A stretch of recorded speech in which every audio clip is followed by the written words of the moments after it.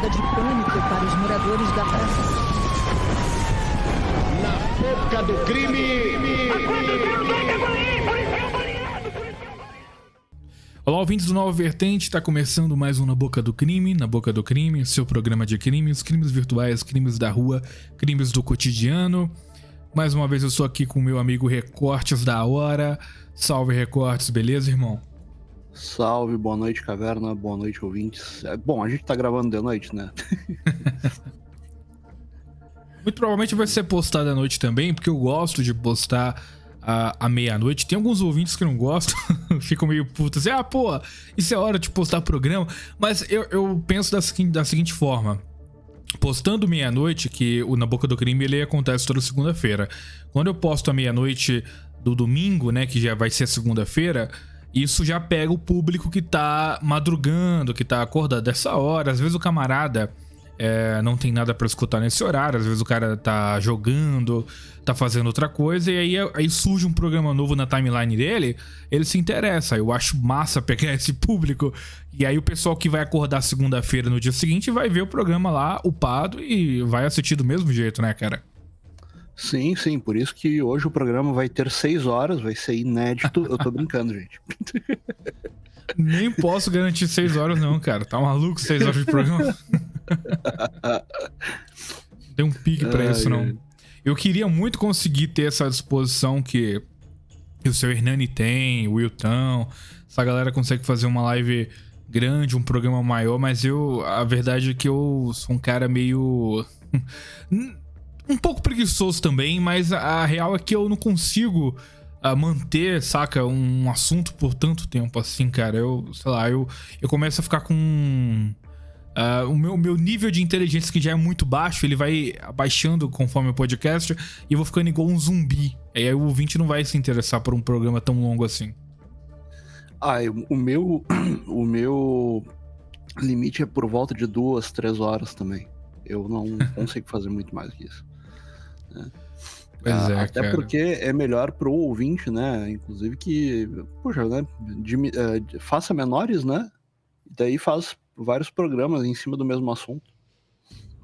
Mas eu vou falar com você que, apesar de eu não conseguir gravar programas tão longos, eu sou fã dos programas longos.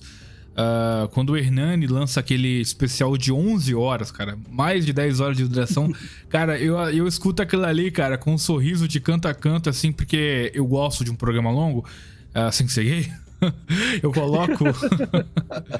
coloco pra tocar, e aí eu vou jogar, eu vou trabalhar, eu vou fazer outras coisas, e aí o programa fica lá rodando enquanto eu faço as minhas coisas, porque tem uma coisa que me irrita, é parar o que eu tô fazendo pra dar play em outro podcast, porque eu gosto de... Sei lá, cara, eu gosto de ter um barulho rolando de fundo enquanto eu faço alguma coisa, entendeu? Aí eu gosto de podcasts longos justamente pra deixar ele lá rolando enquanto eu trabalho, jogo, faço outra coisa, entendeu? Pra mim é muito melhor quando o programa é longo. Quando eu tô editando imagens, quando eu tô programando, eu prefiro o podcast longo. Sim. Sem dúvidas. Muito melhor. Exatamente. E, bom, você sugeriu o tema crimes virtuais, né? Crimes da internet, e eu acho, assim, um assunto bem interessante e... ao mesmo tempo condiz com o nosso público, né? Que é um público... pelo menos eu vou tirar por mim, não posso falar por você, mas... Porque, assim, o público que eu almejo é justamente aquele Jorge que gosta de frequentar sites meio perigosos, deep web, essas coisas assim. Eu gosto de lidar com esse público porque são pessoas que normalmente, né? Salvo os criminosos, né, são pessoas que... gostam de um lugar onde tem mais liberdade de expressão. Então, assim, pessoas que costumam estar nesses grupos, assim, online, que para muitas pessoas, né, certas opiniões são crime, né, mas para essas pessoas é só mais um grupo de bate-papo com os amigos. Mas não são dessas pessoas que a gente vai falar hoje. A gente vai falar das pessoas que realmente fazem crimes na internet. Mas você, Recortes, falou para mim que você tinha muito o que falar sobre esse assunto. dá uma introdução pra gente do porquê que você escolheu esse tema, o que você tem aí pra nos falar sobre esse tema, qual foi exatamente o seu motivo pra trazer à tona esse assunto. Bom, eu sou natural, vamos dizer assim, da área de redes, da área de montar micros e a parte de rede. Nesses anos, tipo, desde 2007, quando eu comecei a trabalhar com isso, eu vejo os mais diversos absurdos acontecendo. E tranquilamente, assim, tranquilamente. Venda de software que, no fundo, o software é uma porcaria. Porque vai exigir que a pessoa ela abra muitas portas do computador. Hoje vocês vão ouvir muito falar sobre porta, sobre protocolo, coisas assim. E em programação e banco de dados, que na verdade eu comecei com um banco de dados voltado para Oracle, e na programação eu fui entender melhor algumas coisas. Então a gente vê tanto absurdo, Caverna e ouvintes, mas tanto absurdo acontecendo, que depois as pessoas dizem, poxa, mas como é que o computador do fulano pegou o ransomware, né? Que diabo seria um ransomware? Que é um trojan, né? E nisso o cara não percebeu que ele colocou um jogo pirata pro filho dele no computador, ele não percebe que ele tá sem o antivírus, ou que, sei lá, por causa do antivírus ele teve que colocar o computador, aquela pasta do jogo do filho dele ou dele como para não ser vigiada pelo antivírus, e é daí que dá a merda, né? Eu vi inclusive empresas grandes abrindo portas absurdas para serem realmente espionadas. E quando tu entra nesse ramo de segurança, o qual eu não cheguei a atuar, eu tentei atuar, mas as pessoas são muito, como eu posso dizer assim, sem ser grosseiro, são muito cabeças duras para lidar com a realidade, e nisso elas perdem muita coisa, né? Quando teve o boom do ransomware, que acho que foi em 2016, 2015, 2016 e ainda um pedacinho de 2017. Caverna, teve muita gente que perdeu fotos da família, fotos do filho recém-nascido, casamento e tudo mais, por bobagem, né? Porque entrou num site que não deveria, colocou um programa que não deveria, enfim, coisas do tipo. Eu vou ler brevemente aqui a definição do ransomware, só para o ouvinte que não tá entendendo muito, e aí você pode explicar um pouco mais, que você manja mais do que eu. Pelo menos o que tá aqui, a definição: ransomware é um tipo de malware de sequestro de dados feito por meio de criptografia que usa como refém arquivos pessoais da própria vítima e cobra resgate para restabelecer o acesso a esses arquivos. O resgate é cobrado em criptomoedas, que na prática o torna quase impossível de se rastrear o criminoso. Então, se eu entendi bem, é como se um vírus entrasse no seu computador, roubasse algo de muito importante, e aí você fosse pagar para ter aquele arquivo de volta ou não ter esse arquivo divulgado. É uma coisa que acontece muito, o Recortes, né? Eu sou um cara que gosta muito de videogame, né? E é uma coisa que acontece muito na indústria dos jogos, porque grandes empresas de jogos, elas têm os famosos vazamentos. E aí um hacker pode pegar um jogo novo ou alguma falha desse jogo que pode contribuir para a má fama da empresa, e aí ele cobra um resgate, né? Ele fala assim, olha, se você não me pagar tanto, eu vou jogar isso aqui na internet, e aí todo mundo vai ver sobre o jogo novo antes do prazo, vão ver as falhas, vão ver alguma coisa que vai estragar. Aconteceu também um caso do The Last of Us Parte 2, que foi os spoilers do jogo. Os spoilers do jogo lançaram com muita antecedência. Eu acho que foi aí com 1 ano de antecedência do jogo ser lançado. O nego já sabia praticamente toda a história do jogo. É uma coisa que comprometia a experiência.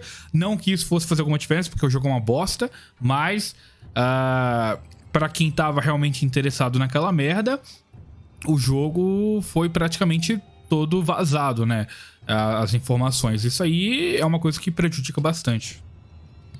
Depende. No caso do The Last of Us, eu acho que já tinha ali uma ideia de utilizar aquilo ali como um meio para deixar as pessoas no hype, né? Marketing. Marketing. Vou falar um negócio com você, opinião pessoal minha, tá? Isso aí não interessa pra muita gente, mas eu vou dar mesmo assim, sem seguir. E aí o que acontece? Eu acho que o único hype que se formou desse vazamento do The Last of Us são pra pessoas da lacração, essas pessoas do politicamente correto, porque só vazou coisa ruim, cara. Pra uma pessoa que tem, digamos assim, a cabeça um pouco mais conservadora, né? Não sei se essa palavra... Porque assim, é difícil, né? Porque hoje em dia, anti-lacração eu acabo falando como conservadorismo, que na verdade às vezes não é a mesma coisa. Mas assim, eu tô colocando esse exemplo só pra você entender. Não quer dizer que todo conservador seja anti-lacração, até porque a gente vê que não é bem assim. Mas vamos lá.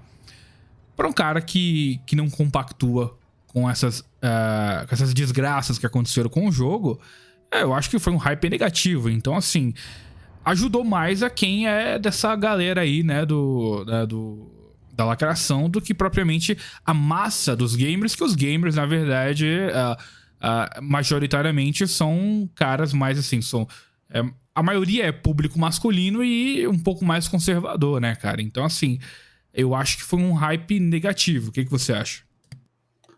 Eu concordo, mas vai se entender o que tem na cabeça desses caras, né, cara? Fazer um jogo daquele tipo... Sim.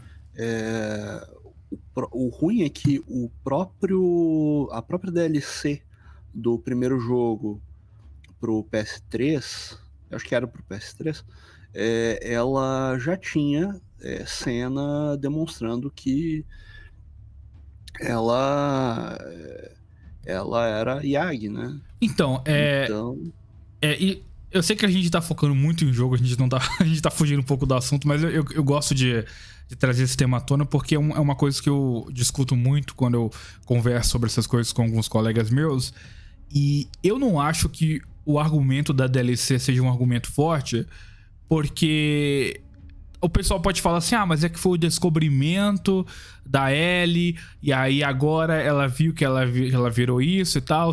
Só que eu encarei aquela DLC como uma coisa de momento, né? Vários adolescentes fazem merda. Inclusive, Hollywood, né, gosta muito de brincar com isso. Se você já viu algumas séries, você já deve ter visto, que tem muitas mulheres em séries americanas, em filmes, que fazem esse fetiche masculino de mulheres se beijando, né? Aparece lá a mulher, ela dá um selinho uma na outra, o cara lá fica babando, e não é que as duas são sapatas. Acontece que elas estão lá na zoeira e, em alguns casos, né, duas adolescentes dão um selinho lá, e aí elas meio que...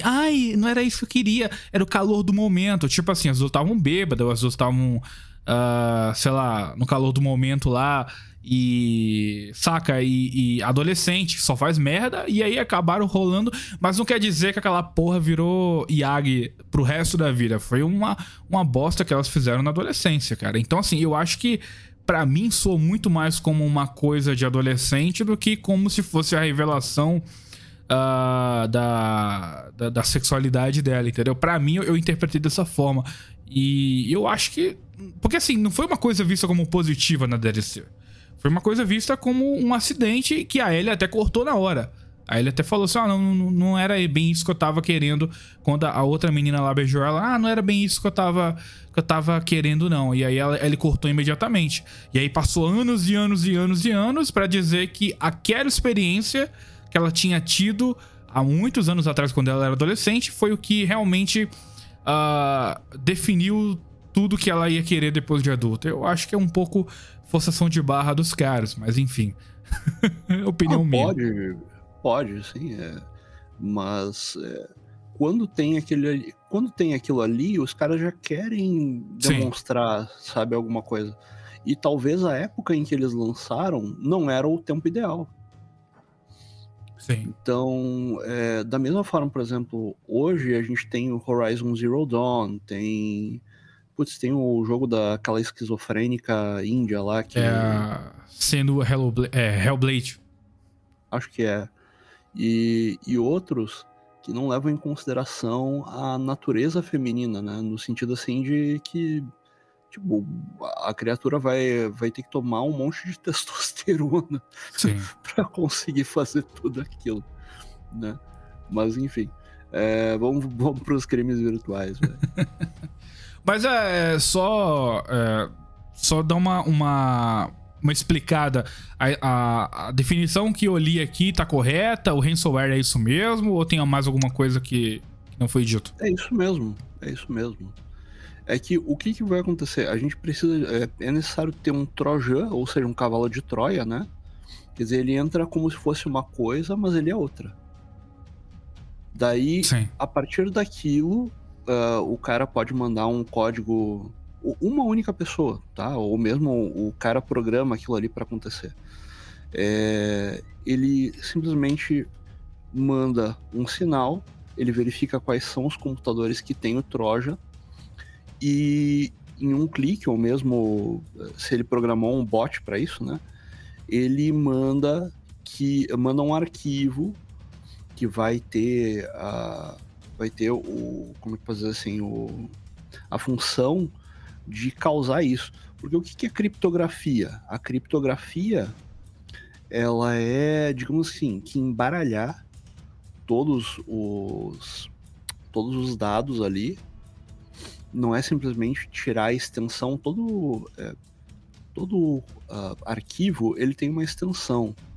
Claro, as pastas geralmente elas não têm extensão, né? Mas são arquivos igual. E então não é simplesmente tirar a extensão. A extensão do arquivo, ela serve para que o computador saiba com qual programa ele vai ter que abrir aquele arquivo. Então, por exemplo, o JPG é um arquivo de imagem. Então, qual o programa que vai abrir ele?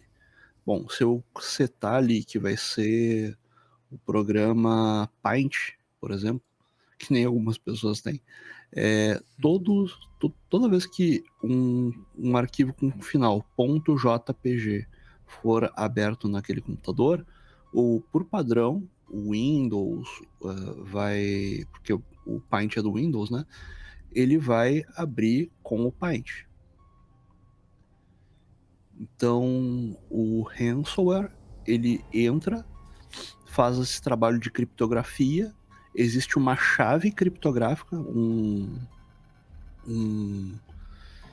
uma série de letras, números e símbolos que podem ser usados, né? Então, o sustenido, o cifrão, o asterisco e tudo mais, o e-comercial.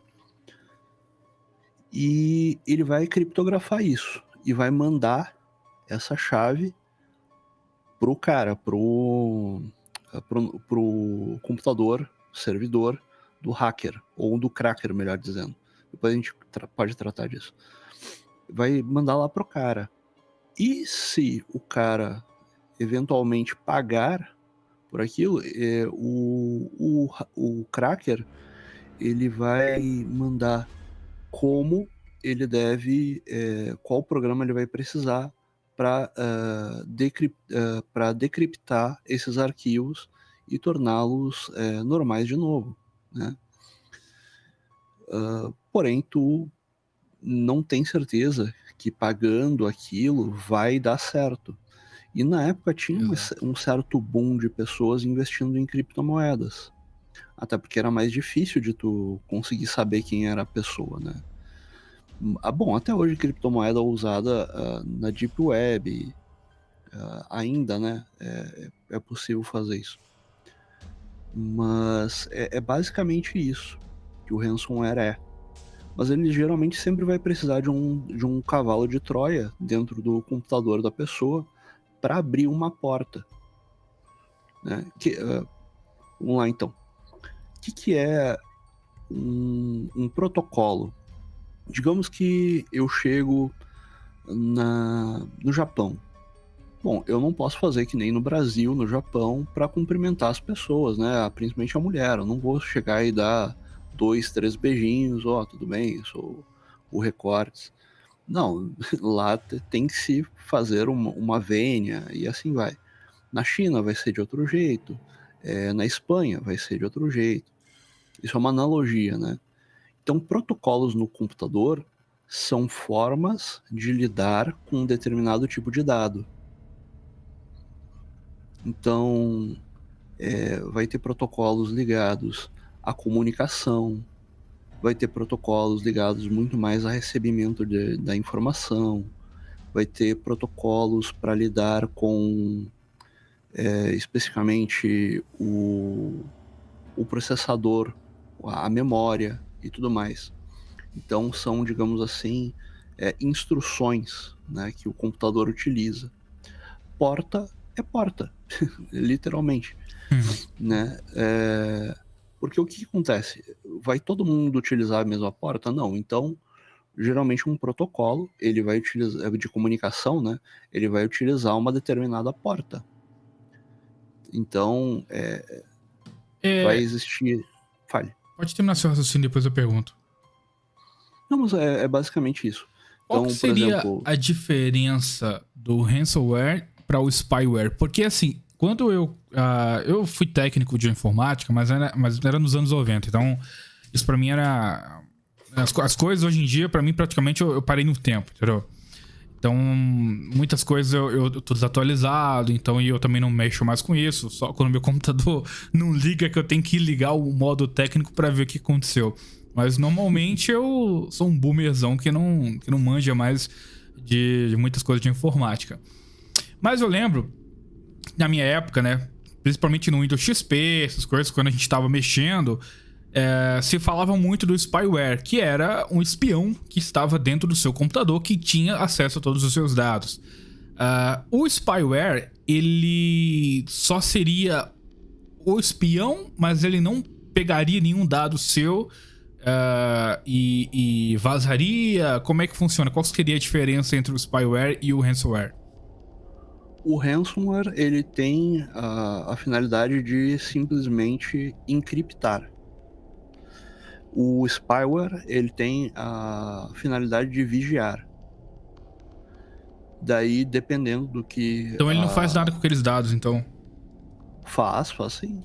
Ah, sim. Vai depender do que o cara programou ele para fazer. Tem spywares que vão pegar mais, por exemplo, dados do que tu tá digitando no teclado. Vai ter spyware que vai pegar outras coisas, cliques. Quer ver uma espécie... Não é um spyware, tá, gente? Não precisa ficar alarmada. Mas, poxa, como é que o pessoal, por exemplo, das empresas, das big techs, que faz navegador e tudo mais, como é que eles sabem, Caverna, que tu mexe muito mais, por exemplo, quando tu tá querendo procurar alguma coisa para cima ou para baixo? Realmente. Já pensou nisso? Não, nunca tinha parado pra pensar. Pois bem, todo navegador... Vai ter muita gente que vai ficar louca agora. Calma, tá? Se contenham. Mas todo o navegador, e até mesmo o Android, o iOS, né? Eles têm ali digamos assim, uma espécie de sensor exatamente para saber para onde é que tu tá colocando o dedo, né? Só que muitos sites, eles utilizam isso. Então, por exemplo, quando tu tava procurando... Claro, se contrata empresas para isso. Mas a gente sabe que as big techs, elas ficam de olho. Então, elas sabem quando tu tá fazendo um movimento, eles colocam aqueles dados de movimento depois numa IA, quer dizer, isso se transforma em dado, isso vai ser armazenado, depois vai uma IA que vai analisar os nossos dados, mas de um monte de gente, seja no Brasil, seja em qualquer outro lugar do mundo. Pode ser territorial, né? Para saber o que a pessoa estava esperando encontrar. De certa forma, não deixa de ser não chega a ser um spyware, claro, né? Mas a gente dá ok quando usa o Android e tudo mais, exatamente para que esses dados vão para as Big Techs e tudo mais. Tanto é que existem extensões de... Eu ia chegar nesse ponto. Não, já chegou. Porque... Não, assim, eu ia te perguntar isso exatamente, porque... E as tals das extensões Bing, Badu, essas merda que por muito tempo assombraram a gente, principalmente pra quem baixava muito no famigerado Baixa Aqui. Era um site que a gente baixava muitos softwares, né? Hoje em dia quase ninguém usa mais. Mas sempre quando você baixava alguma coisa, você vinha com um instalador. E nesse instalador, você tinha vários softwares que, se você não prestasse muita atenção, eles eram instalados automaticamente no seu computador sem você querer. E quando você ia abrir o navegador de novo, tava lá a aba do Bing, a aba do Badu, Buscapé, McAfee, essa porra desse... Inclusive, outro dia mesmo eu baixei um negócio que veio com o McAfee, eu tive que desinstalar. Ah, cara, é foda, cara. Olha, graças a Deus eu descobri o tal do Revo, porque o Revo me ajuda muito a desinstalar essas bostas desses aplicativos zoados, cara. Revo Installer é ótimo. Putz, tem que saber usar, Pois né? Mas é muito bom, é muito bom. Mas isso aí também se enquadra nos spyware, né, Recortes? Não chega a ser um spyware, porque o spyware ele tem o intuito de realmente espionar. A gente tá dando ok quando utiliza o navegador X, o Android, para que eles possam pegar. Mas esses daí não chegam, isso daí é uma outra prática, né? Que o pessoal incluía, porque é o seguinte, existe um negócio por trás de baixar, né? De um baixa aqui, de um negócio, que é o seguinte, se tu conseguir que as pessoas baixem e coloquem aquilo ali no... Coitado dos senhorzinhos lá, uma pessoa que não conhece, numa dessas talvez alguém compre. E numa dessas talvez tenha ali, por exemplo, uma espécie de um link patrocinado, entende? Sim. Né? Mas o spyware e essa quantidade de, como é que eu posso dizer assim, eles chamam de quentura, né? É ver o mapa quente do site. Eu me lembro que quando teve um site aí de uns nerds que se dizem jovens que utilizou isso daí para ver o nível de quentura, onde é que as pessoas clicavam mais e tudo mais. Porém, o que acontece? Isso daí consome muito processamento. Então, por exemplo, tem formas, tem ads para... Aliás, não são ads, perdão. Tem extensões, por exemplo, para o Chrome, para o Mozilla Firefox, enfim, todos esses daí geralmente tem, né? Que tu pode colocar para não permitir que o site veja sinta, digamos assim, guarde aquilo que tu tá fazendo, né? Então, o que tu tá procurando, coisa assim.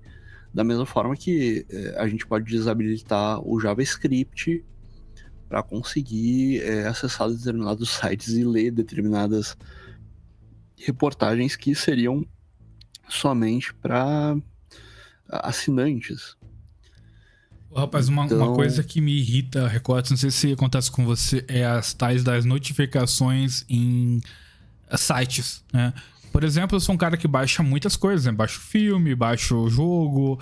Então, em alguns sites, aqueles bloqueadores de anúncio... Na verdade, não é bloqueador de anúncio, como é que é? Acho que é encurtador, alguma coisa assim, o nome do encurtador link, alguma coisa assim. Normalmente, pra você aceitar o download, você tem que aceitar as notificações do site. E aí depois fica um monte de notícias, aquela coisa poluindo a tela do seu computador. Já passou por isso? Já, mas daí é o ônus, né? Se tu quer baixar o jogo daquele jeito. Mas aí eu vou falar um negócio com você, cara, que dá pro cara desativar depois nas opções, só que dá um pouquinho de trabalho. Mas assim, incomoda, mas não chega a ser digamos assim, algo que vai te impedir de fazer isso futuramente. Mas o Recortes, você mandou um artigo pra mim sobre exatamente isso. Jogos piratas são isca para vírus que roubam criptomoedas. Você quer ler ou eu leio? Lê aí, lê que eu vou comentando. Show de bola. Bom, alguns jogos online, como Roblox, FIFA, Minecraft e Elden Ring, estão tendo suas imagens utilizadas por vírus que roubam criptomoedas de vítimas desatentas com a prática criminosa. O alerta foi divulgado pelo Kaspersky, eu nunca acerto o nome de primeiro desse antivírus. Esse antivírus, inclusive, eu baixei ele uma vez. Baixei não, né? Eu comprei ele uma vez há muitos anos atrás, acho que uns 10 anos atrás, e eu não conseguia fazer absolutamente nada no meu computador porque ele bloqueia qualquer coisa, cara. Esse antivírus era aquele antivírus chato que bloqueia tudo que você faz no computador, cara.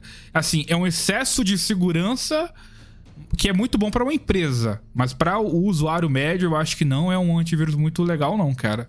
Porque ele bloqueia muita coisa, cara. O tempo todo. Você já teve experiência com esse Kaspersky? Eu tive experiência com o Norton. O Norton também. Mas Norton é muito, mas muito pesado. Ele é muito pesado. Tempo, ele é o favoritinho das empresas, cara. Mas, putz, porém, quando a minha cliente, ela comprou da empresa onde eu trabalhava e, puxa, o atendimento deles foi maravilhoso. Sim, tem que ser, agora, né? Pelo valor que paga, caro pra caralho. Na época, eu acho que ela pagou R$190. Tá doido, cara. Era caro na época. Demais, pô. Até hoje é caro. Mas ela pegou a versão premium. E uma premium, um negócio assim. Mas, putz, caverna. Os caras foram maravilhosos. Ela pegou um vírus, ela utilizava o Windows XP ainda em 2007. E ela... entrou um vírus lá, passou, né, pelo bendito Norton, e eles conseguiram tirar e tudo mais. Foi muito bom, muito legal. Foi uma tarde inteira em cima daquilo lá. Caraca. O Kaspersky, o pessoal utiliza bastante. Tem um amigo meu que trabalha com Oracle que ele utilizava só Kaspersky. E foi uma das empresas que primeiro tratou do ransomware e buscou uma solução, implementou maior, como é que eu posso dizer assim, uma maior, não segurança, mas um protocolo assim também que não utilizava muito da máquina. Mas realmente tem que saber utilizar o antivírus. Outro também que era enjoado toda a vida é o Panda, né? Não sei se você chegou a usar. Usei. Panda era muito bom, cara. Tinha um preço Panda, acessível. Se eu não me engano, ele era o do guarda-chuvinha ou eu tô viajando? Eu não tô lembrando. Faz muitos anos que eu... Este é o Avira. É o Avira. Eu chamava de Avira. É esse mesmo do guarda-chuvinha. Ah, cara, bons tempos. Bateu até uma nostalgia aqui. O Avira é muito bom, cara. O mais louco, Recortes, um dos melhores. É que a gente baixa... eu vou falar por mim que eu não sei o que você fazia, mas assim, eu, né, baixava o antivírus pra ter segurança e eu baixava o antivírus pirata, né, com ativação pirata. Ou seja, você já está usando uma coisa que é pra te proteger que foi hackeada por outra pessoa. É meio contraditório, né, cara? Mas até hoje eu uso o meu Avast, eu uso o Avast, tá? Até hoje eu uso o meu Avast craqueado pra 2038. Nossa. Não, tem probabilidade de dar merda, mas eu utilizei também. Algumas vezes não vai dar porcaria nenhuma, né? O que acontece é que muitas vezes os caras utilizavam naquela época para fazer ataque de DDoS. Né? Mas daí a gente fala mais tarde sobre isso daí, um pouquinho, assim. Bom, Vamos continuar. só terminando a notícia, né? O alerta foi divulgado pela Kaspersky nessa terça-feira, empresa de cibersegurança que viu um crescimento de crimes contra gamers no primeiro semestre de 2022. Como muitos desses gamers podem ter criptomoedas ou jogar em jogos de NFT, a situação é certamente perigosa para quem busca opções de jogos gratuitos. Vale lembrar que, além de criptomoedas, esses vírus roubam informações pessoais, contas bancárias, entre outros. Falsos jogos disseminam vírus que roubam criptomoedas de gamers. O número de vítimas... Só um pouquinho. Opa, só um pode pouquinho. falar. Olha o que o cara colocou. Eu acho que ele quis dizer outra coisa, mas ele colocou assim, ó, a situação é certamente perigosa para quem busca opções de jogos gratuitos. Bom, se o jogo é gratuito, por que vai ser perigoso? Eu acho que ele quis dizer piratas. Acho. Porque ficou meio esquisito. Se o jogo é gratuito, a segurança tem que ser dada pela empresa que fez ele, né? Então não haveria por que ter um malware ou um spyware, enfim. Mas, por exemplo, o FIFA, o Minecraft e o Elden Ring, eles são pagos. Pelo menos a versão... Existe o Minecraft, obviamente, pirateado, e também existe uma forma de você jogar online de forma pirata, mas o Minecraft mesmo, oficial, ele é pago. Então, assim, e o Elden Ring também. Agora o Roblox é que eu não faço ideia, cara. Roblox eu sei que eu conheço que é um jogo pra criança. Desculpa aí se você é maior de 18 anos e joga, mas o que eu vi é um jogo pra criança. Mas enfim. Eu não sei dizer se ele é pago ou ele é free to play, mas os outros 3, eles são pagos.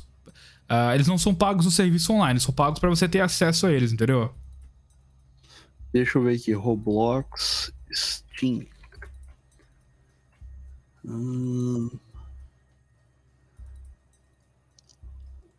Será que o Roblox tem na Steam? Eu nem faço ideia, eu achava que era um... Não tem. Acho que ele é do próprio site, igual o League of Legends, essas coisas assim. Mas eu acho que deve ser pago sim, cara. Não faço ideia, mas... Mas além de... Ele até pode não ser pago, né? Mas o que tem muito nesses jogos são as famosas skins, né? Roupas, os cosméticos que tem nesses jogos, que normalmente se paga. E eu não faço ideia se existe uma forma de você conseguir skin em joguinho online de forma pirata. Provavelmente deve ter, porque hoje em dia os caras conseguem piratear qualquer coisa. Mas, assim... É o que alavanca esses mercados de jogos online. São as skins. O pessoal gasta muita grana com roupa de jogo, né? Roupa de personagem, na verdade. Sim. Mas vamos lá. A questão aqui é o quê? Tem que moeda, por exemplo, hoje o pessoal anda pegando, por mais que não use, e de um navegador por aí que dava criptomoeda. Eu uso o Brave, cara. O Brave dá criptomoeda, mas é bem pouco. Sim. Porém, o que acontece se tu conseguir roubar a moeda do Brave de diversas pessoas? Aí você ganha uma grana boa. Né? Exatamente. Então, pode ser por aí. Sem contar que a pessoa ela pode ter ali, por exemplo, um programa do... Puxa, agora não fugiu, Ethereum, alguma coisa assim. E o cara descobriu como roubar. Porque o que acontece, Caverna e ouvintes? Só um pouquinho, por favor. Opa, você quer que pausa um pouquinho? Desculpa, não. Tá ok. Só um pouquinho, Caverna, só um pouquinho mesmo. Ok. Pronto. Tá.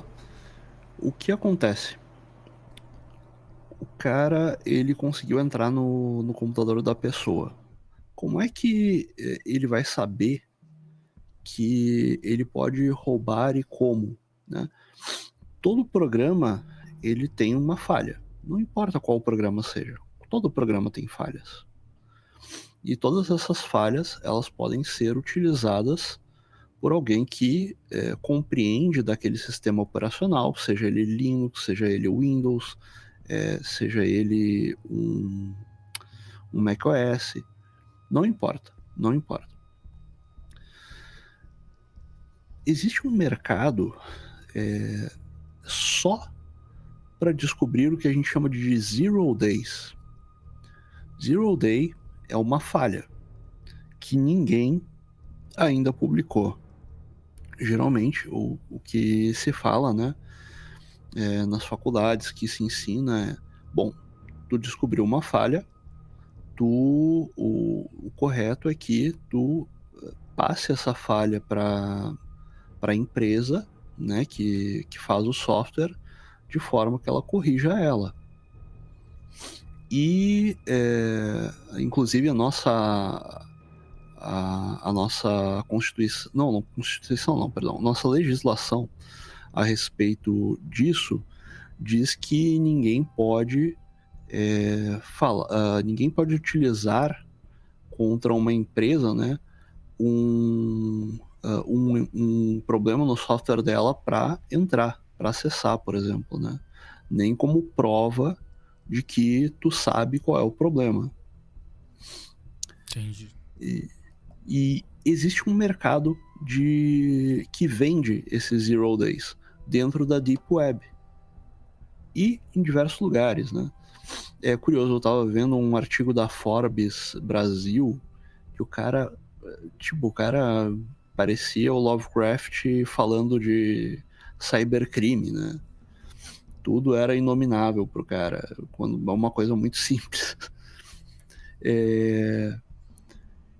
Então, o que acontece? Se o cara descobre um Zero Day, ele pode, por exemplo, entrar em contato com a PF, entrar em contato com o governo chinês, com os Estados Unidos, enfim, né, a CIA, a FBI, né, com quem ele quiser, a Rússia, e vender isso daí. Tu pode vender isso daí na Deep Web. Porque esses caras estão lá, né? Então, o que vai acontecer? Pode lucrar aí $100 mil ou mais até mesmo, dependendo do tipo de falha que tu encontra. Então, o cara que rouba a criptomoeda, ele pode ser tanto um script kid que está se valendo de um problema que não foi resolvido ainda, ou ele pode ser um cracker mesmo. Daí, vamos colocar uma definição aqui, né? Hacker não é o criminoso. Cracker é o cara que é o criminoso. Pelo menos a gente chamava assim, né? Hacker, geralmente, a gente considera o cara bonzinho, e cracker seria o criminoso. Então, aí o script kid é o cara que pega fórmulas prontas, ou estuda um pouquinho, coloca em prática, e entra em sites, enfim, faz um monte de coisa. Faz malware. Tanto é que tem guri que ensina a fazer malware no YouTube. Caraca. Sim, mas isso é antigo, muito antigo. Tem um vídeo até que eu salvei, que um dia eu vou fazer quando eu mudar de empresa. É um vídeo que faz dar pane em todos os computadores da rede, que é um vírus que você... um dia eu vou fazer isso. Quando eu tiver dado as minhas contas lá no trabalho, eu vou injetar o pendrive e vou... Primeiro que eu vou comprar aquele USB Killer, né, que queima todos os computadores. E aí depois eu vou colocar um vírus que você pode trocar o ícone dele. Aí você coloca, vamos supor, Google Chrome. Você troca o ícone do vírus pelo ícone do Google Chrome. E aí, quando a pessoa for lá inocentemente abrir o Google Chrome, ela vai se deparar com um vírus que vai abrir infinitas caixas de... acho que é bloco de notas ou alguma coisa assim, que vai travar o PC dela. Então vai ser muito massa ver isso acontecer, cara. Eu tô louco pra fazer essa trollagem, cara. Eu enfrentei um desses uma vez. É mesmo? Eu utilizei o Avira pra detonar ele. Putz, bons tempos. Bons tempos. Pois é. Uma trolladazinha saudável. Muito, claro, poxa. Pegadinha saudável, tá ok? Dá pra ver como tu gosta da empresa onde tu trabalha. Pois é. Mas, então o que acontece? O Cracker, ele vai pegar um Zero Day, e esses Zero Days são desde problemas de conexão que permitem que tu injete lá um Trojan, um cavalo de Troia, né? Desde que tu coloque um determinado script que vai rodar em cima, por exemplo, o cara, digamos assim, ele tem a carteira de Ethereum dele no computador. Daí o cara descobriu como utilizar isso para mandar para fora. E tem quem diz, sabe, Caverna, que quem faz isso daí são os próprios governos. São mesmo? governos... sim. Porque, pô, quer uma maneira melhor de tu conseguir lavar dinheiro? Pô, como é que o fulano tem, sei lá, trocentos de dinheiro em moeda do Brave? Ou, sei lá, em Ethereum, né? Daí o cara, não, puxa, aqui, ó, em Ethereum. Inclusive, me contaram essa semana como é que os caras fazem pra fraudar aí um negócio, mas daí fica para uma próxima. Eu conto pra ti e tu me diz se vale a pena a gente fazer um programa Beleza. né, sobre o assunto. Mas Vai ensinar os ouvintes a fazer isso aí? o que é A fraudar o negócio? Não. Não, só gente grande pra conseguir fraudar esse negócio. Beleza. Por isso que é meio pesado. Mas o que acontece o cara ele vai usar esses Zero Days e vai roubar essas criptomoedas. Existem Zero Days que são utilizados em um servidor de criptomoedas, né? Como ocorreu lá com o... Puxa, agora me fugiu o nome daquele do Binance, né? Se não me engano, o Binance foi um dos últimos, assim, grandes que teve roubo de criptomoeda, que teve roubo do Bitcoin, se eu não me engano. E outra coisa é tu fazer isso no computador do cliente, né? No computador de uma pessoa comum. É uma forma diferente, mas dá para fazer. Olha aqui, ó. Ele diz assim: vírus headline é um dos destaques no setor cibernético no período. Os golpistas que estão atacando os gamers focam em utilizar a imagem de grandes jogos, principalmente aqueles com grande base de fãs. Assim, lançamentos ou jogos que sempre estão em alta são os preferidos. Tá, isso aqui é bobagem. De acordo com a pesquisa, mais de 2,3 mil gamers foram atacados pelo Redline no último ano. Mas aqui ele tá falando do quê? De gente que foi craqueado. Isso que pegou crack, né, do jogo. Um vírus vendido em fóruns de hackers a preços baixos, se tornando assim popular entre criminosos. Para Anton Ivanov, olha só, Ivanov, pesquisador sênior em segurança da Kaspersky, os ataques se devem ao crescimento do mercado gamer nos últimos anos. Durante a pandemia, a indústria de jogos teve um crescimento enorme, com o aumento do número de fãs de jogos. Como podemos ver, os cybercriminosos exploram ativamente essa tendência, criando esquemas e ferramentas para atacar jogadores e roubar dados de cartões de crédito e até contas de jogos, possivelmente com skins caras que podem ser vendidas posteriormente. Então aqui, ó, o alvo é o cartão de crédito, dados de cartão de crédito. Okay. Faz sentido agora. Mas daí não... O que tem a ver com criptomoedas? Bom, ele deve ter trocado o assunto e nem vi. Esperamos ver novos tipos de ataques sobre gamers no próximo ano, com esports, por exemplo, que estão ganhando muita popularidade no mundo inteiro. Por isso, é extremamente importante se proteger continuamente para não perder dinheiro, credenciais e jogos e contas de jogos. Tá aí as criptomoedas aqui, Cristo. O cara começou falando em criptomoeda. Pois é. Não faz sentido. Peraí, vamos ver aqui. A sua atuação consiste em extrair dados sigilosos do dispositivo infectado, como senhas, dados... Não, foi... Putz, o cara mandou um... Viajou legal, né, cara?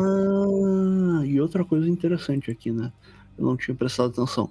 As credenciais de VPN, isso aqui também é uma coisa importante de se levar em consideração. O VPN, assim, uma coisa que eu acho, assim, meio zoada é que o pessoal fala, VPN vai te deixar seguro. Mas o VPN, na verdade, ele... Qualquer empresa que queira te fuder, ela consegue derrubar, né? Vamos supor. Sei lá, cara, você é processado e aí quebra um sigilo do seu histórico na internet. O VPN não vai te proteger de porra nenhuma, né, cara? Depende. No caso, vai depender do VPN que tu usa. Tem empresas que guardam os dados durante um determinado tempo, né? Outras não. Então vai depender. O pessoal que utiliza VPN com Tor que é mais visado, principalmente por empresas de segurança dos países, né? Porque o Tor, por si só, ele faz o quê? Ele pega o teu IP e dá para outra pessoa. Daí, naquele momento, vai ter o IP de uma outra pessoa. Só que se tu não estiver usando uma VPN, o que vai acontecer? Quando tu sair do Tor, alguém vai ter usado o teu IP. Se essa pessoa fechou de forma incorreta e ficou... Como é que pode dizer assim? E ficou ali visto qual é o teu IP, as agências de segurança vão vir atrás de ti.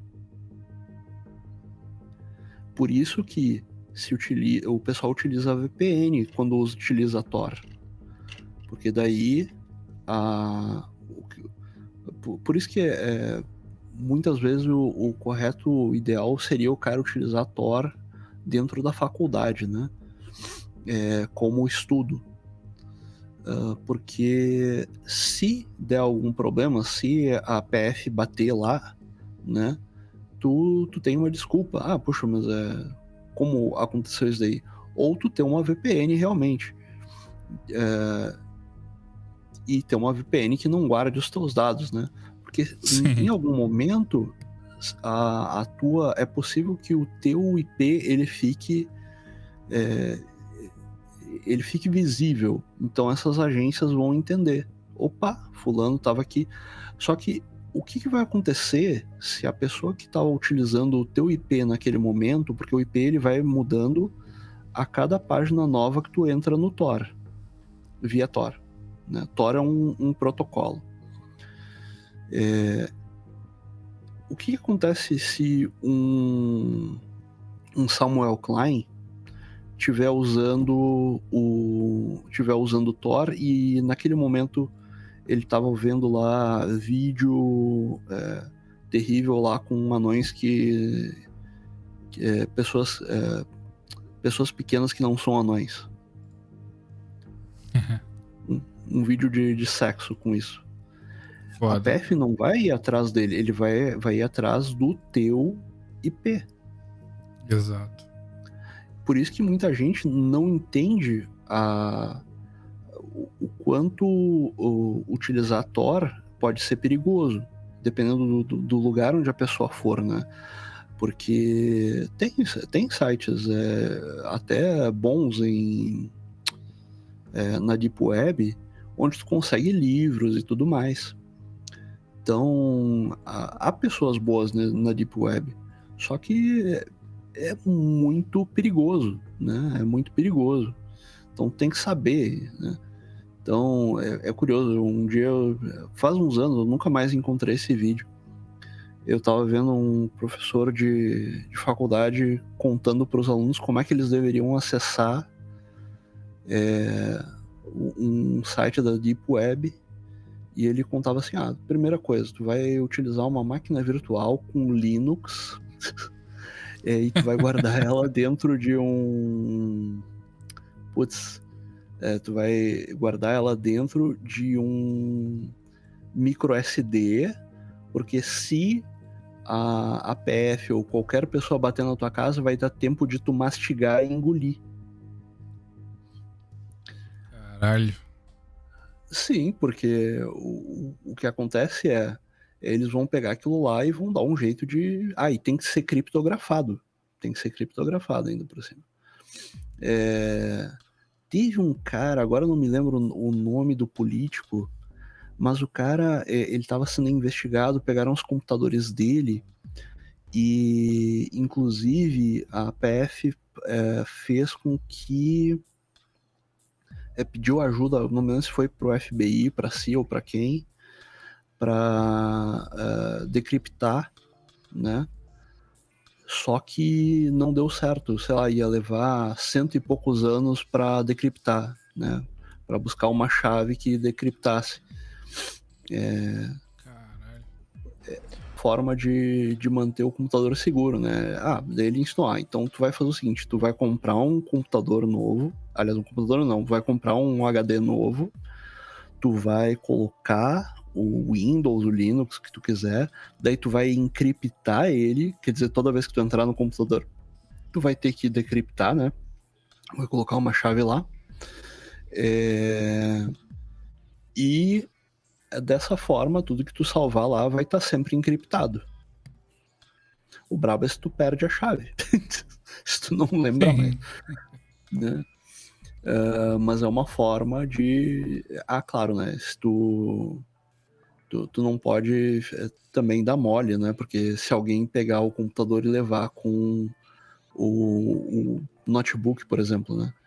Contigo tendo colocado a senha, daí não adianta nada, porque o cara vai ter acesso, basta ele pegar o que ele quiser. Foi assim, acho que era Cirque Road, um negócio assim. Os caras conseguiram pegar um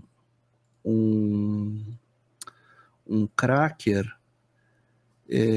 porque ele tava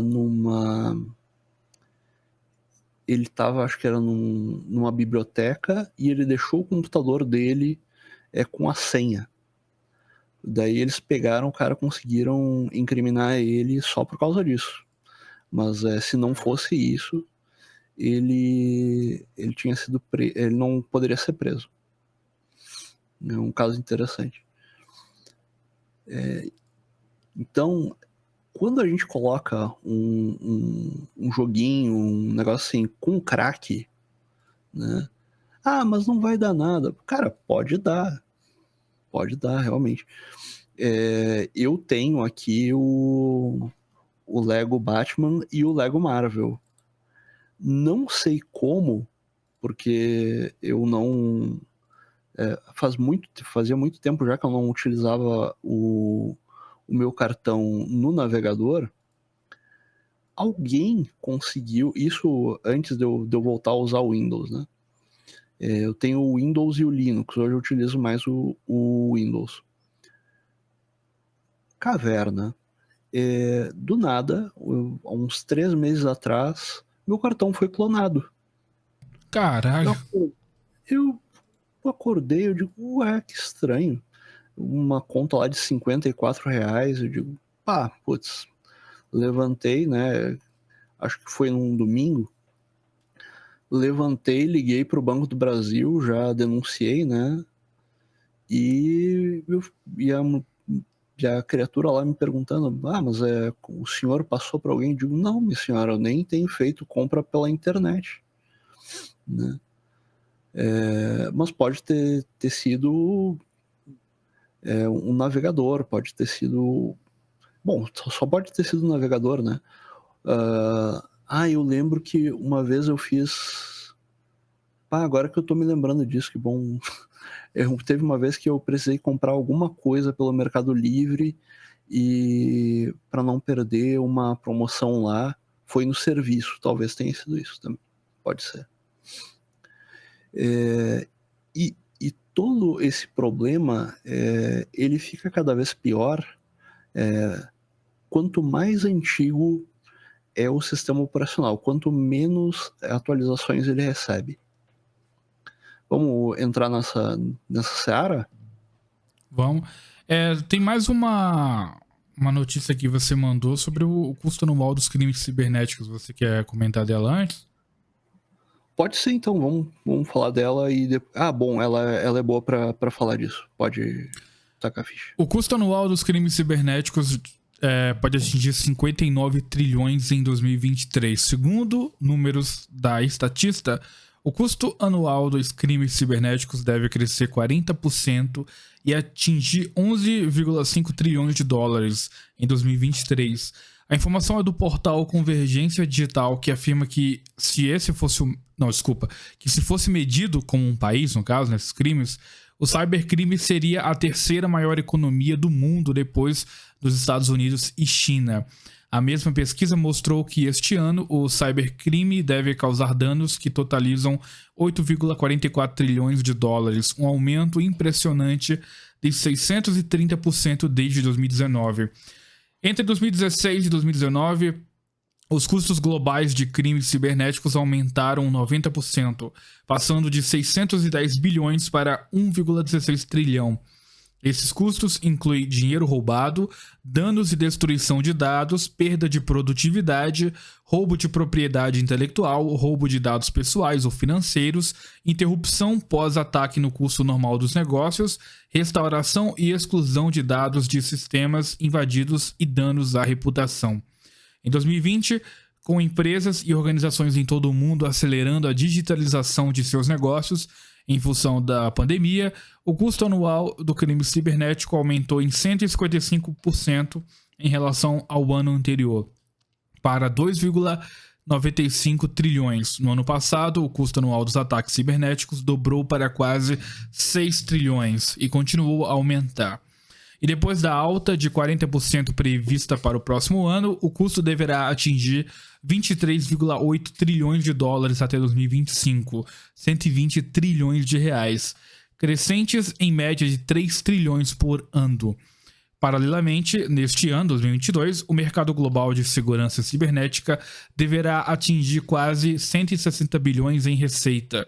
Como os 3 principais mercados, Estados Unidos, China e Japão, vão gerar 80% desse valor.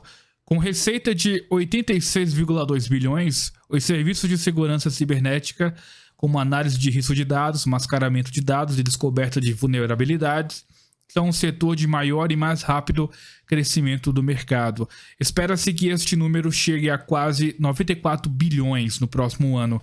Prevê-se que as receitas no segmento de soluções cibernéticas cresçam 18% ao ano, passando de 73,5 bilhões em 2022 para 87 bilhões em 2023. Todo o mercado de segurança cibernética deve atingir um valor de 181 bilhões em 2023 e continuar crescendo para 298 bilhões até 2025. Que loucura, né, Records? Caraca, mano. É uma... São crimes, assim, de um nível gigantesco, cara. Um nível de um país, né, cara? Sim, mas aí tem uma série de problemas que o pessoal não quer ir atrás para resolver, tá? Por exemplo, assim, como é que o cara consegue entrar dentro de uma empresa e causar esses danos, né? Porque as empresas não se importam com segurança. E isso desde as empresas médias até, aliás, as pequenas até as médias, assim, são as piores. O que Verdade. acontece? O que acontece? Por exemplo, eu fui numa empresa em 2007, não, foi 2009, que tinha todo uma aparelhagem com Windows 2003. Nossa, cara. É aquele Só que, Windows Server, alguma coisa, né? Acho que era. ou era 2002? Agora tá me fugindo. Ou Windows 2000? Não, era um que era pra... Não é pra servidor, não? Era... Não, tinha os servidores também, né? Mas esses eram estações de trabalho. Perdão, eu vou acabar me lembrando. Mas era um antes do XP ainda. Acho que era o 2000 Professional. Se eu não me engano, era o 2000 Professional. Deixa eu até ver aqui. Entendi. Windows...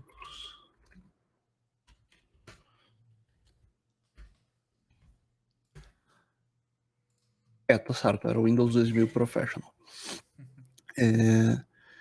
Então, poxa, em 2008, 2009, aquelas máquinas não as máquinas, né, mas o sistema operacional, ele já estava defasado, né? Nós tínhamos ali o Vista, tínhamos o início do Windows 7 e aquilo era uma porta, e não era uma empresa pequena, era uma empresa grande.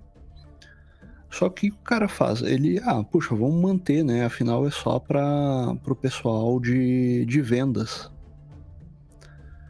Daí tinha mais 3 servidores ali. Bom, pois não importa, porque acabou que aquilo ali pode ser meio para um cracker entrar, né? E fazer roubar dados. Então, não existia ainda a Lei Carolina Dickmann, que teoricamente ajudou, eu não sei se ajudou ou não, mas imagino que não. Não é sério, sabe, Caverna? No Brasil não existe seriedade assim. Poxa, primeira coisa, né? A empresa, por exemplo, o Google, ele vai ser responsável se alguém falar alguma coisa de errado. Quando na verdade aquela pessoa que falou algo de errado é que é responsável, né? É assim que a lei brasileira funciona. Então isso deixa as pessoas com medo, porque a Big Tech, ela tem mais um motivo para ficar em cima de ti. De nós, no caso, né? Por isso que o cara investe também em mecanismos como IAs para verificar o que a gente está falando. Então, tem toda uma série de problemas nisso. Daí o que acontece? O Windows XP tem um monte de empresas que ainda usam. E o que acontece? Já naquela época, eu acho que sim, naquela época, 2009, 2010, o pessoal fazia brincadeira, tinha videozinho, assim, dos caras com um Linux. Carambola, agora tá me fugindo o nome. Como é que é o nome? Não era Tiamat, eu sempre faço confusão. Linux... Só um pouquinho, agora, deixa eu verificar aqui. Beleza, irmão. Tá, não, eu sempre confundo com... que eu sempre lembro que é um deus... Como é que é o nome? Kali? Kali Linux. É o mais conhecido. E o pessoal pegava o Kali Linux para mostrar como é que era fácil entrar no Windows XP. Também tem o... Deixa eu ver aqui. O Black Ark eu não cheguei a usar. O Kali Linux eu usei um pouquinho. Ele é bonzinho. O Wi-Fi Slacks é muito legal, é bom para brincar. Esse já é mais para invasão de redes e tudo mais. E criptografia de rede, coisa assim. E o cara já acessava o Windows XP de forma muito fácil. Conseguia invadir tranquilamente, sem muito problema, sabe? E essas empresas, elas não... muitas empresas, elas fazem isso, elas não investem porque elas acham que vale a pena o risco. Só que numa dessas, o cara descobriu. Porém, vamos lá. Tem duas formas, né? Uma coisa é tu se infiltrar a caverna por meio de um computador cliente, como a gente chama, uma estação de trabalho. Então, o cara entrou lá pela estação de trabalho do Joãozinho, né? Outra coisa é entrar pelo servidor. Geralmente se entra pelo caminho da máquina cliente. Outra coisa é o cara ele focar no servidor. E muitas empresas elas cometem um erro absurdo que elas colocam no servidor servidor de arquivos, servidor de programa, tudo isso num único servidor, quando na verdade deveria ser compartilhado. Então vai ter um servidor para VPN, vai ter um servidor só para internet, vai ter um servidor só para arquivo, vai ter um servidor só para aplicação, vai ter um servidor só para banco de dados. Isso também acarreta num risco, porque quanto mais processos tem ao mesmo tempo, mais isso também permite que haja também mais falhas. Daí a gente entra no seguinte, por exemplo, a empresa utiliza um programa Delphi vagabundo feito em Delphi 7, que já é Delphi antigo. Acho que hoje o Delphi deve estar no 15, deixa eu ver aqui. Delphi.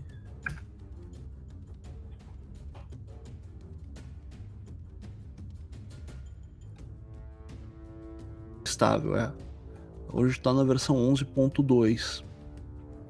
Então o cara, por via das dúvidas, ele utiliza a versão 10 de Delphi. Funciona assim, né? Tu sempre vai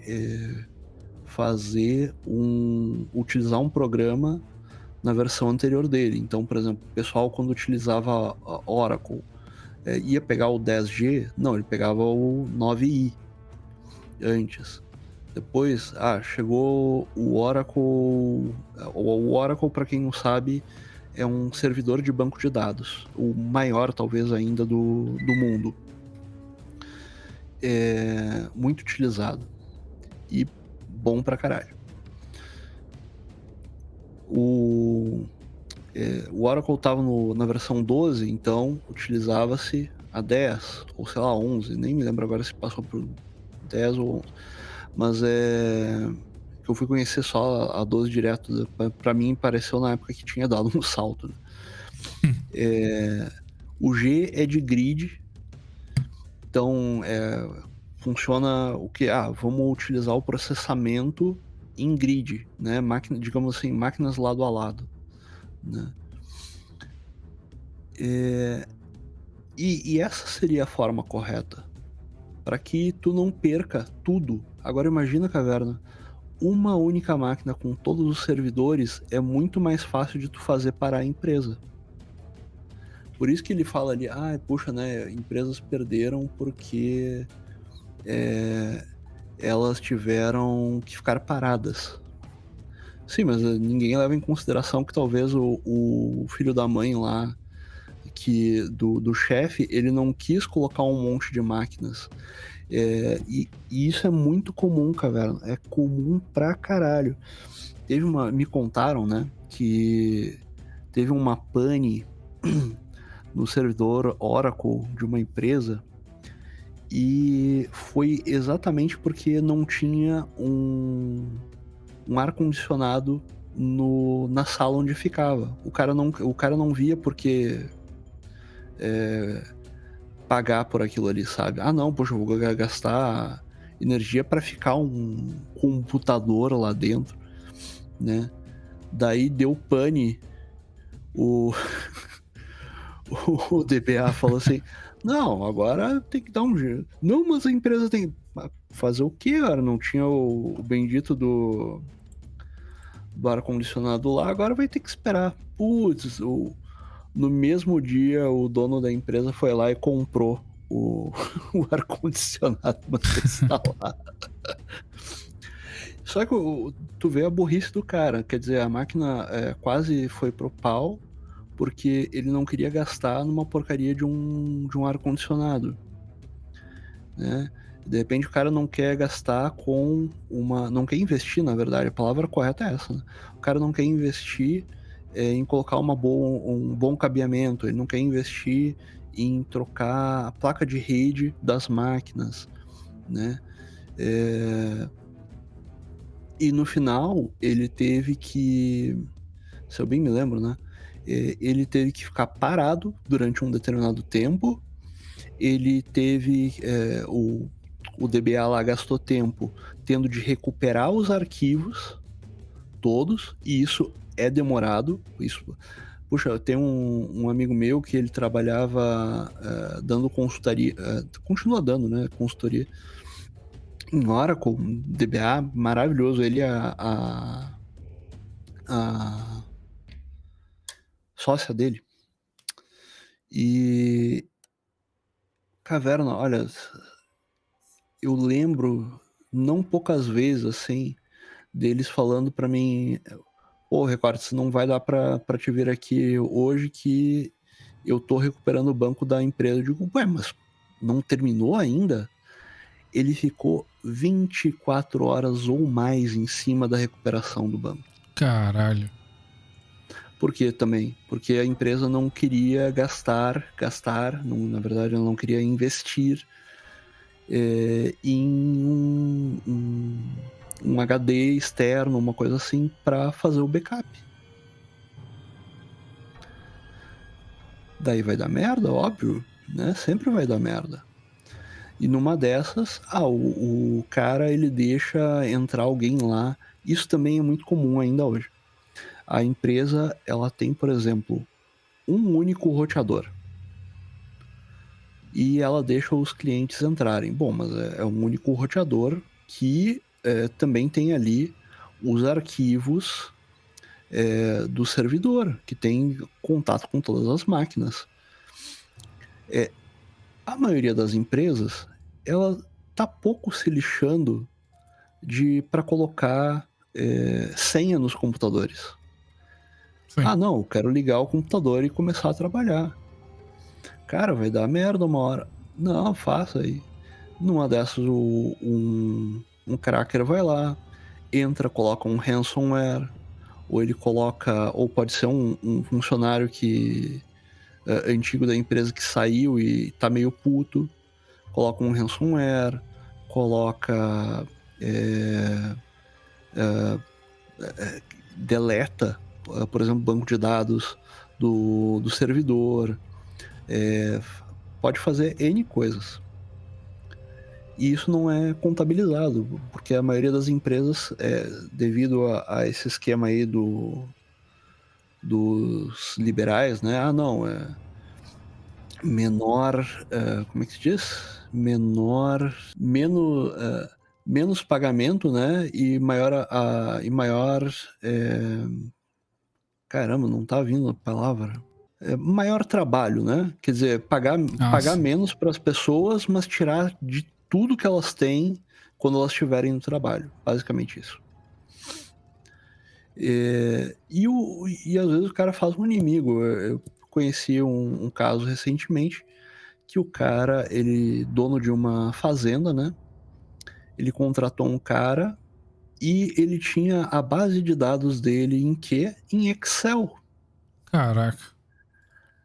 Quando o cara saiu, de sacanagem, segundo o que ele me contou, o cara, ele deletou o arquivo Excel. Eu olhei pra ele e digo, mas, cara, por que tu não tinha backup? Ah, mas a gente tem que confiar nas pessoas. Pô, não funciona assim.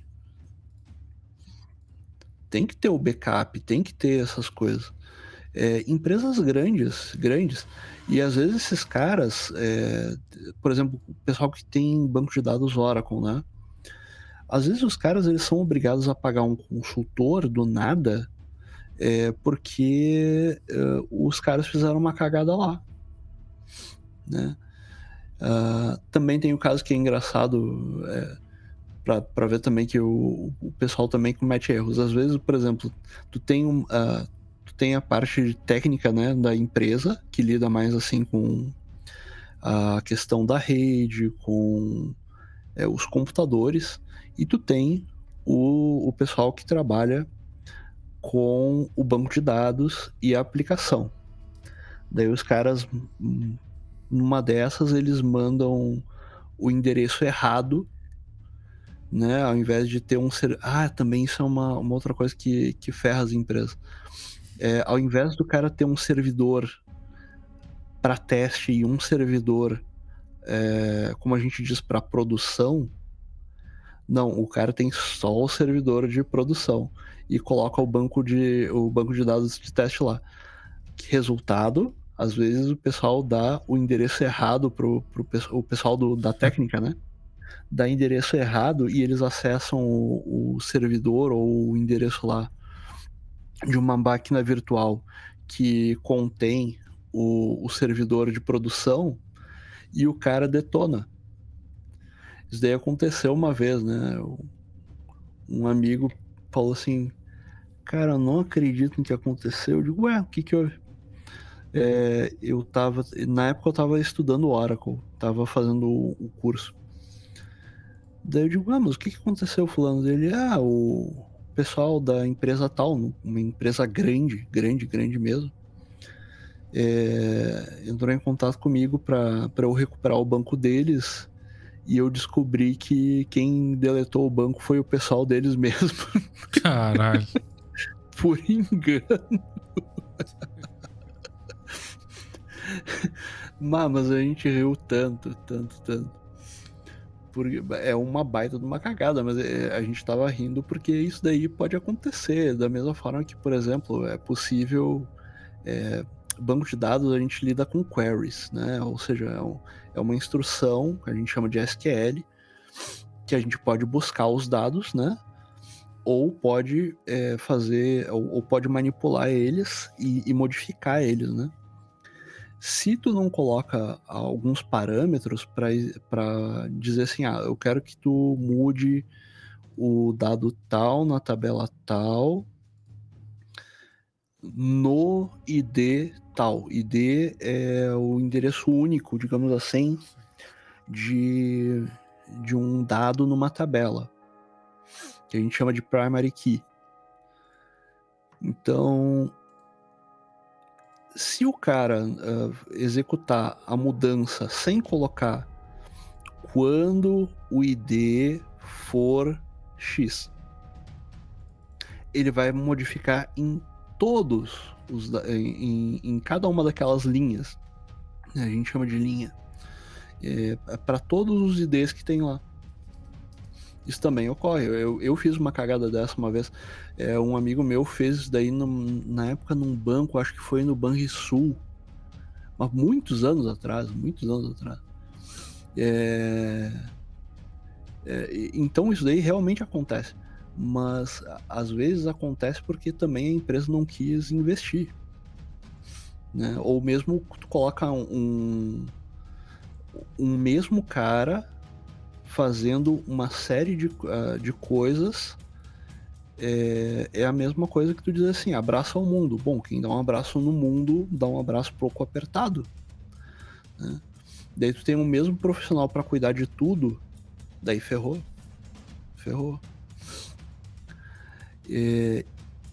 E aqui, né, quando ele fala desses bilhões, milhões aqui, a gente tem aqui também a questão de mercado.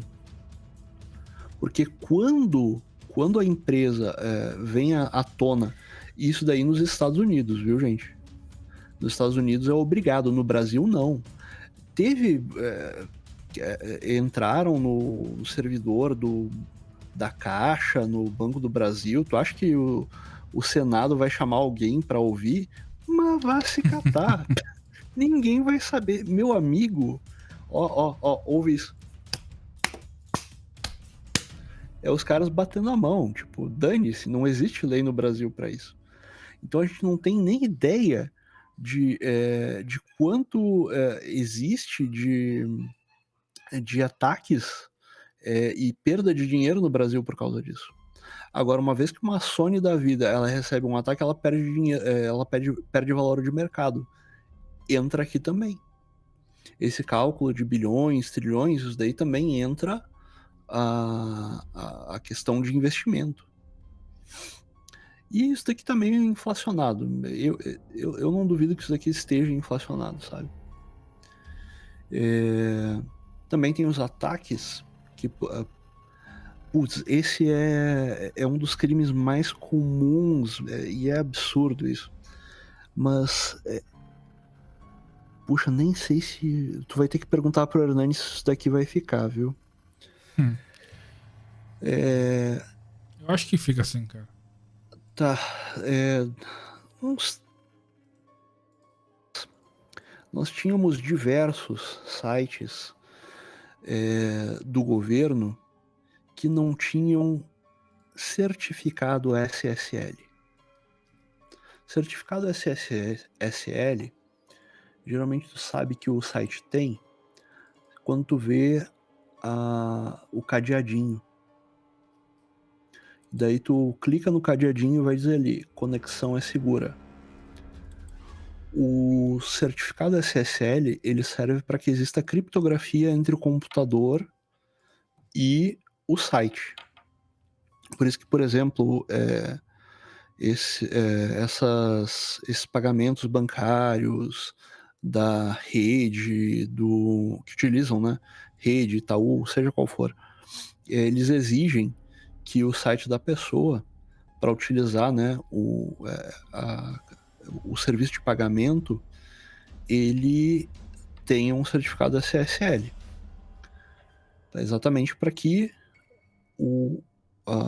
a transação, né, os dados que estão sendo trocados entre o site e o computador, eles sejam criptografados. Ou seja, quando tu acessa um site, tu está acessando um outro computador. Tu está pedindo o download das informações que tem lá. Então, se essas informações elas não são criptografadas por conta do certificado SSL, elas são visíveis a qualquer um que está ali sniffando, né, como a gente diz. Sniffar, a curto e grosso modo, tu ficar vendo todos os dados que estão sendo trocados entre o site e as pessoas que estão acessando ele. Tu pode, daí, o que pode fazer? Tu pode pegar um programa para pegar esses dados, armazenar eles e juntar eles. Agora, se o site ele não é criptografado e tu tá colocando o teu usuário e senha, a pessoa que estiver sniffando vai ter acesso ao teu usuário e senha. Logo, se os sites do governo, alguns sites, né, do governo, não estão com o certificado SSL, qualquer um que estiver sniffando tem acesso aos dados que forem colocados ali. Seja de uma pessoa que está, por exemplo, o AvaMac, que na época eu acessei para ver o curso do Nadalin, de literacia, eu vi que não tinha. Eu fiquei abismado. Digo, como assim, cara? Não tem o... Daí eu fui ver outros sites, Caverna. Não tinham também. Caraca. Vários, cara. Site do governo do Brasil não tinha. Por isso que eu falei que poderia ser meio triste falar isso. E complicado. Mas tem várias empresas que fazem isso. Que não tem esses dados. O cara tá pouco se lixando. Puxa vida, mas eu vou ter que pagar R$100 e poucos para ter um... Na verdade é mais barato. Acho que eu paguei 70 e poucos no da UOL, que é baratinho, não é tanto assim. Tem lugares que dão, né? Porque pode fazer gratuitamente o certificado SSL. Como o Hostinger, se eu não me engano, bom, não vou ficar fazendo propaganda desses caras. Então, aquilo ali permitia que os caras tivessem acesso, estivessem snifando. Resultado, nós não tivemos aí alguns acessos que não deveriam ter acontecido? E vazamento de informação? Sim. Outra coisa, a pessoa acessa um site desse, daí ela coloca o e-mail e uma senha. A maioria das pessoas, infelizmente, ela mantém a mesma senha para quase tudo. Ou seja, o cara vai ter acesso ao CPF da pessoa, no caso do governo, ela vai ter acesso ao e-mail, que geralmente é o que ela mais utiliza, e uma senha, que pode servir mais tarde para entrar lá no e-mail dela e conseguir mais informações. E até mesmo, né, ir mapeando setores do próprio governo, né, seja do legislativo, né, do executivo, do judiciário, e roubar dados. Cara, isso jamais deveria acontecer. E é uma coisa simples, é ridículo, assim, é ridículo. Uma das primeiras coisas que tu aprende quando faz um site coloca uma merda de um certificado SSL, porra, né? Pra evitar problemas, né? Porque, poxa, eu fiquei pensando, cara, mas não pode, velho. A PF não vai ficar o tempo todo snifando pra ver se tem alguém snifando. Não faz o menor sentido. E numa dessas, tu tem uma destruição de dados lá que vai gerar o quê? Vai gerar toda uma investigação, que vai gerar o quê? Comprometimento e gasto de dinheiro público. É foda. Daí fica foda, realmente. Daí vai chegar na casa de bilhões, se a gente for ver. Mas a maioria dos problemas no Brasil a gente não tem ideia. Porque exatamente existe esse problema de das empresas não serem obrigadas a passar para PF e o caso ser investigado, né, para saber como foi feita Pô, Caverna, pensando agora assim, imagina o roubo de dados de, por exemplo, farmácias, de clínicas de análise, né, de sangue, coisa e tal, assim. Sim. E isso tudo sendo colocado num banco de dados grande pode se tornar também o quê? Uma forma de gerar dados para vender para empresas sobre a pessoa. Ó, faz o seguinte, ó. Eu tenho tais dados aí, eu tenho dados aqui de 1 milhão de pessoas na tua área. incluindo problemas de sangue, coisa e tal, e coração. Tá interessado? Daí ele vende para uma empresa que vende seguro de saúde. E a pessoa não sabe por que a empresa entrou em contato com ele. Mas é porque os dados foram roubados de algum lugar. Supermercado, gente. Supermercado é uma das mais fáceis, assim, na minha opinião. Porque tu tem ali, dependendo se a pessoa coloca o CPF na nota e tudo mais, e ela não tem a criptografia correta, né, para que aqueles dados não sejam acessados por qualquer um, velho, é maravilhoso para te saber em quem é que vai ser o teu alvo, né? Digamos, antigamente tinha as campanhas de marketing que tu comprava, sei lá, 1000 e-mails. Daí tu passava para a empresa assim, eu quero que tu gere esse e-mail aqui para pessoas que têm uma renda mensal de 200 mil ou mais. Para vender, por exemplo, ativos imobiliários. Como é que esses caras sabem que aquelas pessoas têm aquilo antes do Google ter?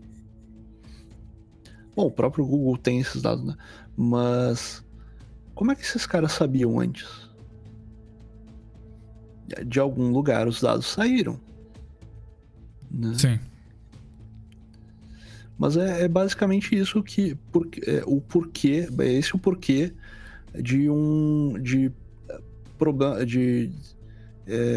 desse problemas de receitas e tudo mais causadas por crimes cibernéticos. Bom, Recortes, eu acho que tem coisa pra caraca pra falar. Você tem um conhecimento muito foda, cara. Você realmente, pô, cara, deu um show aqui. E, enfim, eu acho que daria até pra fazer uma parte 2, ou você acha que não? Dá sim. Daí eu trago algo um pouquinho mais pesado. Show de bola. Falar um pouco mais sobre a Deep Web. Aliás, eu ouvi falar, né? Só pra gente responder isso rapidinho, porque é uma dúvida minha. Mas eu ouvi falar em Deep Web e Dark Web. É tudo a mesma merda ou a Dark Web é uma camada além da Deep Web? Não existem camadas. É a mesma coisa. É que o pessoal utiliza isso daí em marketing. Não, na Dark Web. Que tem gente que, incluindo esses jornalistas, que eles veem lá o símbolo do Thor como uma cebola e eles acham que a Deep Web é em camadas. Mas não tem nada a ver. As camadas, na verdade, são relacionadas ao IP. Então tu vai trocando tanto o teu IP que vai, digamos assim, fazendo uma camada para que tu não seja descoberto, que é muito grande. É uma analogia com uma cebola só. Entendi. Aqui que sim, existem alguns sites na Deep Web que daí tu precisa ter conhecimento, precisa ir aos poucos, né, para saber onde é que é, em que tu vai encontrar lá. Os caras vão te ensinar, para entrar em contato comigo, tu vai precisar usar um e-mail assim, assim, assado. Tu vai ter que criptografar esse e-mail, daí tu vai me mandar a tua chave para que eu possa acessar o e-mail quando tu enviar, porque o e-mail vai criptografado, né? E a gente vai trocar a informação por ali. Isso daí tudo, o criminoso, né, o assassino, os caras, eles ensinam isso daí. Que ali também tem tráfico de pessoas, né? O pessoal não costuma falar isso, mas ali é assassinato, tráfico de pessoas, pizzaria, né? O pessoal vai entender o que é. Tem de tudo isso daí. Mas daí o criminoso te ensina para que tu entre em contato com ele. Inclusive, o professor esse que eu citei, que ensinou os alunos e tudo mais, ele fala assim, daí se tu fizer todo desse jeito aí, não te preocupa que a PF não vai bater na tua casa. Não, claro, ele falava isso rindo, né? Porque ele mesmo falou, espero que vocês nunca façam uma coisa dessas, né? Porque existe uma chance de dar uma merda grande ali, né? Imagina o IP do cara é pego num site de pedir assassinato. Ferrou. O cara a PF vai bater na casa do cara como se ele fosse mandante. Se o assassinato ocorreu, é o IP do cara que tá ali. Não tem muito o que fazer. Aí, outra coisa. Os caras não entendem, né? O cara, ele coloca o Tor no computador dele e coloca a VPN para acessar o Google. Pô, cara, o Google sabe que é tu. Sabe? É que assim, ó, pessoal, vamos lá, vamos fazer um exercício. Tu vai clicar na tua na barra ali de endereço do navegador, daí tu vai ir em, deixa eu ver aqui, não é configurações, perdão, é cookies. E ali vai estar assim, ó. Por exemplo, eu tô aqui no site juristas.com.br dessa matéria que eu e o Caverna lemos aqui. Ali tem 3 cookies. Um é discus.com, o outro é o quê? facebook.com. Tá? Então, uma vez que tu tem o cookie ali, pode ser, e muito provavelmente que tu tá sendo rastreado de alguma forma. Então, essas empresas, elas sabem, se tu tá logado com a tua conta do Facebook, né, vai aparecer ali no sitezinho, nos comentários, que tu pode fazer um comentário, daí vai aparecer ali que tu é o fulano, né? Mas tu tá usando Tor e VPN pra quê? Não faz sentido. Tor e VPN são específicos para te acessar sites da Deep Web, ou outros, né? Que não é o caso. Tu tá dizendo pro Google, pro Facebook e outras empresas que, pô, legal, cara, obrigado, eu já tenho a informação aqui que dessa vez tu acessou aqui com Tor e provavelmente com VPN. Porque há 1 hora atrás o teu celular dizia que tu tava, sei lá, em Porto Alegre, São Paulo, né, Macapá, e agora tu tá como o IP da Noruega. Pô, não faz o menor sentido, né? E o legal é que se a polícia quiser, eles vão atrás para saber, opa, peraí, o fulano usou Tor, e eles vão encrencar contigo. Por que tu usou Tor? Tava acessando o que lá? Vê como a coisa pode ficar foda, né? De uma hora para outra. Quer dizer, numa dessas, tu pode ser investigado sem saber. E até mesmo virar aí um boi de piranha, entende? Daí fica difícil. Mas espero que as dicas tenham servido. Com certeza. Bom, eu acho que a gente não, você, né, que você falou bastante coisa interessante e já abordou bastante o tema. E, enfim, se os ouvintes gostarem, a gente traz uma parte 2 com mais informações. Beleza? Suas considerações finais, Recortes. tomem cuidado. Se puderem, utilizem um antivírus pago. Eu recomendo. Apesar de eu não usar. Ou Linux. Apesar de que também pode ter merda, né? No Linux a gente pode utilizar o Wine para emular o Windows, né? Conseguir colocar alguns programas. Mas também não roda muito bem, né? Principalmente para jogos. Assim. Então, o ideal é ser certinho. E não entre em sites de putaria. Uma das coisas que também ferra os caras, sabe, Caverna? É que eles vão eles caem nessa armadilha, né? Site de putaria sem certificado SSL.